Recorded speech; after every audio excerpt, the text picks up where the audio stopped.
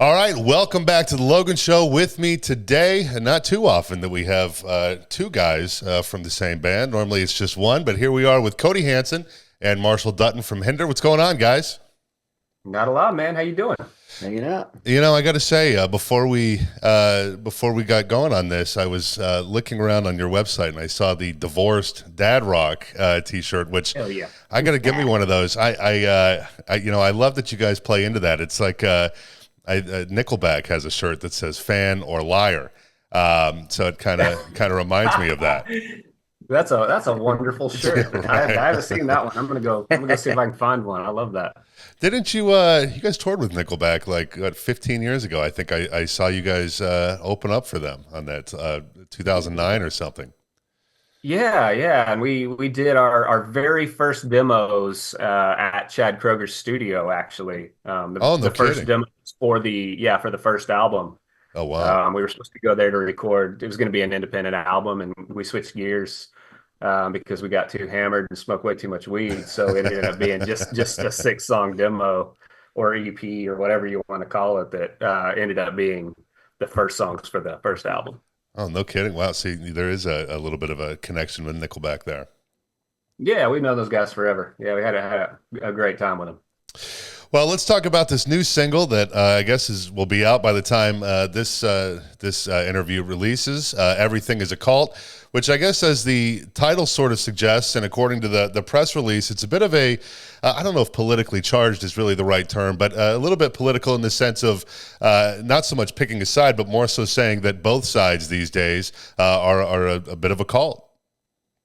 Yeah, you're right. But I mean, as we were kind of talking about it the other day, it's really not just that. With social media out there, it seems like literally everything has kind of become a little culty. You know what I mean? People just they get in arguments and they run to their corners and they seek out confirmation bias. And it seems like no matter what the situation is, or no matter what the issue is, nobody's really interested in the truth anymore. They want their side to win, and they'll prove that at any cost. So it kind of just seems like literally everything is becoming a little bit culty now. Was it a conscious decision to release the song so close after the election? Yes and no. I mean, the timing just happened to work out that way. But I mean, we did kind of realize when we were trying to decide between certain songs to release at certain times, and we thought, you know what, this song actually kind of lines up. We figured, people that don't really seek out, or read bios or press releases, I think it might piss some people off, because they'll make an assumption that it's about them probably, but. Yeah, I mean, so it kind of made sense for the timing. Well, Everything is a Cult, of course, follows Live Without It, which was released a couple of months ago back in September. And not only both songs, I think, are very different from each other, but Everything is a Cult has a very, very heavy for Hinder, I should say, breakdown, which it's Hinder heavy. A nice little breakdown at the end. I was kind of surprised to hear, and I thought it was great. Oh, well, thanks. Thank you. Yeah, that one, that section, it wasn't even there in the original version. We went out and we played that song for several months with a totally different section. That used to be a little guitar solo. yeah. Yeah. And we were just, well, we kind of we didn't really mean for that to happen. We actually went out to LA and recorded the song first with a different producer, and we kind of left that section open to interpretation, but it kind of ended up being one of those things where, like, you guys figure out what to do with this real quick, And so we just threw in a solo, and we're always thinking, like, man, it's kind of lame. That's super predictable just to do a guitar solo. And we wanted something that was heavier and meaner and that had a groove to it. So we came back home and re-recorded the song and came up with that whole middle section there. Yeah, when we went out there, it was completely not thought out at all. Like, to the point where I got into track drums. We hadn't written the section yet, so the engineer that was there was like, just play through the section, just play whatever you want right there. And so, like, that section comes, and I'm playing just to an empty click track, so with no idea of what's coming. Right, I'm just playing to nothing.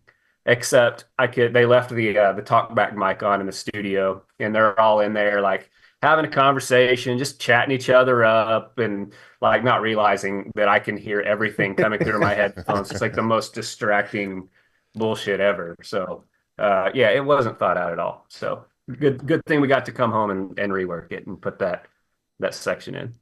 Well, and both of these new singles that are out, Everything Is a Cult and Live Without It, these, of course, will be part of an upcoming album that will release in 2025, which this will be, Marshall, this will be your third record singing for Hinder. Is that right?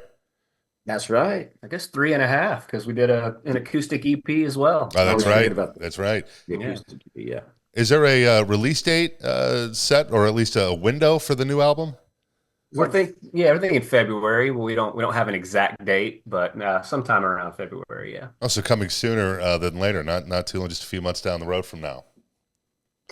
Yeah, we kind of thought it was important to keep churning out material. We don't want people to get bored and lose interest, so we'll keep putting them out.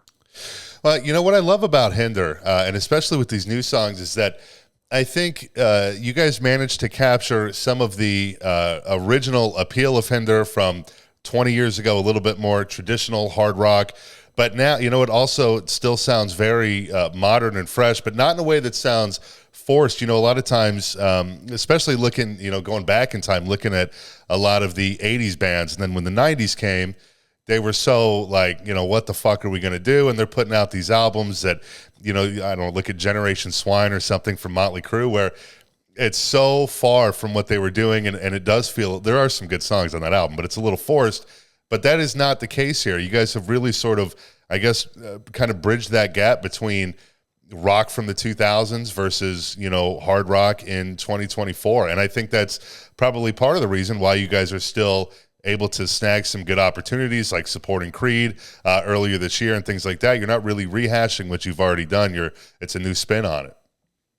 Well, thank you. But it's interesting, over the pandemic, we actually wrote and recorded an entire album that we were kind of trying to, I don't know, give it the same feeling as the first and second albums. And once we got it done, we just kind of realized that it didn't really feel very authentic. It didn't feel like where we are right now and what we are as a band. So we threw it away and started over and did what we have now. So we felt that it was more important to be the band that we are in this moment instead of trying to relive the past somehow. So there was an entire album done during COVID? Yeah, sitting on a hard drive somewhere. Yeah, it was actually right before COVID. It was like 2018, 19. Oh, is that when we did it? Yeah. Is that something you guys would ever consider releasing or releasing a single from or something like that down the road? Yeah, maybe some like kind of vault stuff maybe down the road. I don't know. Yeah, I mean, one thing we do is we'll keep songs on a hard drive and then we'll go back and revisit it, and then we'll kind of rework it and kind of do a different production on it. We did that a lot on this album, actually. A lot of these songs were written for other people or other projects, and quite a while ago. And then we just went back and revamped the production and made it a Hinder track. Yeah, we have some really interesting covers that we've recorded too that we've never released. Yeah, so it's maybe someday we'll bust those back out. I think we did a Huey Lewis song at one point. And, no kidding. Yeah, we did Power of Love. Power of Love. Yeah. We have a recording somewhere of Stuck in the Middle, like a rock version of that. That was pretty cool. Yeah, you guys have to do like a never B-sides. made it out of the vaults. Yeah, you guys have to do like a B-sides and rarities album or something, which should be cool. Yeah, man. But the other thing I want to say too is that Marshall, your voice, especially on the material that you're originally on, but you obviously sound very different than Austin did. But there's also times where I feel like you can sort of pick up on. I think with Austin's voice, obviously it's very raspy, and I think you can. With your singing, sometimes you can pick up on that raspy. The fans pick up on that raspiness. And obviously when a band changes singers, it's very hard for everybody, not just the band, but for the fans and all that. And I feel like with the way that your voice is, it's different, but there is some similarities. And I feel like that must have helped keep some of the fans from the old days, help them bridge the gap into the new era. of Hinder because of that, because of that similarity. Do you think there's any truth to my theory, or is that just a conspiracy? Well, I mean, so many of the fans have been super gracious and kind to me. But in the beginning, there was a lot of haters. I remember when the guys first approached me about doing it, I was like, I was really scared. I was like, I don't know, man. My voice is completely different from this guy's, and I'm like, it's going to be tomatoes for me, But surprisingly enough, the vast majority of people were really kind and kind of took to it and have been nice. And now it's just after so many years have gone by, what it's been, God, it's almost been a decade now.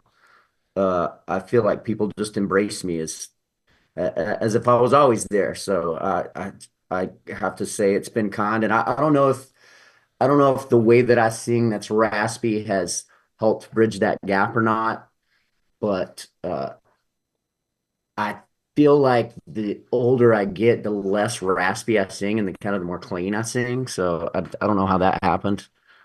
I mean, honestly, if I'm being perfectly honest, I think the fact that when people come to shows, they see us having a good time and being a band again. I think that's something that was missing, toward the end of the old era, as I'll put it. But the fact that we're a tight knit unit again, I think that makes a big difference, man. When people show up to the shows and we're having fun on stage, Mhm. they feed off that energy and it makes them have a good time. We've been out on the road. I mean, he's been here for over 10 years now. So I mean, that's a lot of exposure to a lot of fans.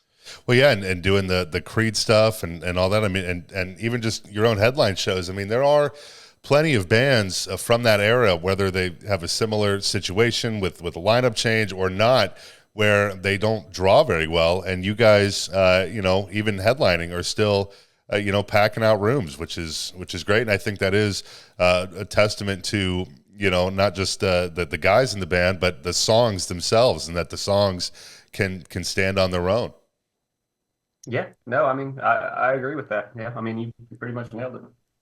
Well, I guess one last thing on while we're sort of on this topic that did come to mind, I thought it was interesting is, Marshall has been in the band for about a decade now, like we said, and the band has had, quite a bit of success on both sides before and after. I think you guys have, with Marshall, there's been a number of top 40 hits that you guys have had. But I look at a band like 3 Days Grace, who may be a little bit of a bigger scale, but, same concept, had plenty of success with Adam Gontier, and then went on to have continued success with Matt Walst. Now they're obviously reuniting with both singers.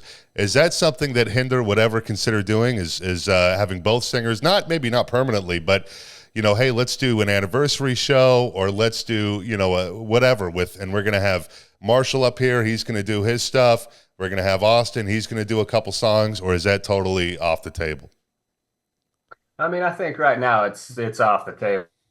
I think right now our focus is on the future. The focus is on the new record, the new material, and just moving forward and being happy in life. I think that we've been doing this for 20 years, so I think that we've earned the right to be happy and have a good time and just do this and enjoy ourselves. So I think right now that's the focus moving forward. So, Marshall, how exactly did you join the band? Because obviously you were a part of the Hinder camp before you joined. When Austin was still in the band, you have production credits on All American Nightmare and Welcome to the Freak Show. And I know before that you toured with Hinder with your own band, Faction. So you weren't exactly an outsider when you joined. So how did that all come about? I know there was the interim singer with Nolan Neal, which, by the way, rest in peace to him. But how did you wind up joining the band? What was that like? Well, I mean, kind of going back, I met these guys back in 2005, 2006, because we toured a lot when I was with Faction, and Cody and I became good friends at one point. And after Faction got dropped, we went through this period where Cody was actually managing Faction for a little bit. We were shopping for another deal, and through the process of that, we started recording music together. And he ended up asking me to come out on the road with him, like previous right before the all we recorded the All American Nightmare record. And I was out with them like a large portion of that year, just recording demos on the back of the bus. So, they're writing all these songs. I think they wrote like over 60 songs for that record. And so, every day every evening after the show, we would record vocals, and then, we would build tracks during the day in the back lounge. It's actually how we came up with our production company's name is Back Lounge Studios. But anyway, through that process, we just started working together. And then I ended up, co-producing All American Nightmare, and then Welcome to the Freak Show. And through a lot of that process, I would end up singing the demos sometimes, if the other guy wasn't around. And so I was always just really familiar with the songs. And so when he kind of crashed and burned to begin with, they asked me to come out and fill in for him. And I did that. And then I don't know, after a year of looking for singers, and not finding a good fit, they just asked me to do it. And it was at first it was like, a terrifying prospect to me, because it's a big job and big shoes to fill there. So I was really scared and a little intimidated at first, but I'm really glad I did it because it's been one of the greatest experiences of my life being able to be a front man, because I was never really a front man before that in any mind. I was always a B singer, or I was a guitar player in the band. So it kind of gave me the opportunity to explore a whole different side of performing, just by being the guy with the mic. It's kind of hard to figure out what to do at first, but now that I've done it for so many years, I absolutely adore it, and I'm glad I got the opportunity to do it. But that's kind of how it all happened. And here we are 10 years later, still going, about to put out the third and a half album with the band, and it's all good. Well, I guess one other thing I wanted to ask. I'm always curious when there's a song that a band becomes so synonymous with, which would be, of course, with Hinder, Lips of an Angel. At this point, which what is that? Is it 20 years now, or next year will be 20 years since that song came out? Yep. Do you fucking hate that song? Are you tired of it, or are you like, some guys I've talked to, like I was talking to Corey Glover from Living Color. And of course, we were talking about Cult to Personality, and he goes, if it wasn't for that song, I would be a UPS driver or something. But then you got guys on the other side of the fence where, one song has sort of given them everything, and they absolutely despise it. They fucking hate it. They don't want anything to do with it. So which side of the coin I guess, Cody, really just you, but what side of the coin do you land on that? I mean, obviously, I'm super grateful for the song. You know what I mean? Like, I hate it that, you know, even when you put out brand new music 20 years later, the majority of the conversation is still back to that song. Sure. But at the same time, like I said, I'm super grateful. I mean, I think that song paid for the house that we're sitting in right now, in the studio, and it's given us the opportunity to have a really long, great career. So, I mean, as long as the fans show up, if they wanna hear that song, we're playing it.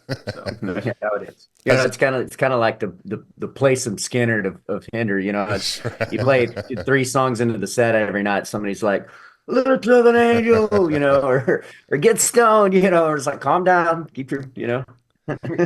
Has there ever been a Hinder Annie's show? mom will get there. Has there ever been a Hinder show without Lips of an Angel since it came out? No. I mean, unless we got rained out or something. No. Sure. We're not getting away with it. Well, as we wrap up 2024, obviously going into the new year, a new album, hopefully around February. But what else you guys have going on in 2025 that you're able to talk about now? Yeah, we have a tour, I think, through February and March, actually, with Saliva and Kingdom Collapse. So that'll be a fun one. I don't know if we've actually announced that yet, so I may be in trouble there. Sorry, Nate. But yeah, man, I mean, just continuing on with all the new stuff. We have another new single coming out right around the launch of the album. So that's one that that we're very excited about. So yeah, man, we're just gonna keep doing it. Cool. Well, anything else before we, as we wrap this one up? I mean, not really. I always like to take a minute to say, thanks to everybody who's been around for as long as they have. I mean, as we've been talking about, this band's been through a lot of shit, and the fact that we have such a dedicated fan base that's stuck around for as long as they have through all of it and continue to come out and support us. I mean, that's the only reason we can do it. So, a huge thank you to everybody. Well, the new single, Everything is a Cult, is out now. And you guys also, I guess we didn't bring up, there's a handful of tour dates left to close out 2024. I guess you can go to Hinder's website and check out those dates. And yeah, guys, thanks for coming on. I really appreciate the time. Yeah, man. Thanks for having us. Appreciate it.